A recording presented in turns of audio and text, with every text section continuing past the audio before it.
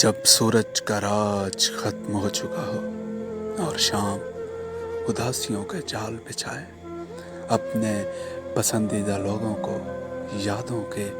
جام پلا کر آغوش میں لے چکی ہو، اور ہر وہ پل جو زیست میں کسی محبوب کی آنکھوں کے دیدار میں گزرا ہو، وہ ہمارے سامنے آئینے کی طرح ہو اور اس سے ہم لطف اندوز ہو رہے ہوں کہ اچانک دل بجھ جائے اور دیے کی روشنی آنگن میں ہلکا سا اجالا کر دے اور ہمیں ہمارے دھندلے ماضی کے اوراق سمیٹنے پر مجبور کر دے، تو وہیں بیٹھے بیٹھے آنگن میں گزرتی شام کا شکریہ ادا کرنا ہر کسی کے نصیب میں کہاں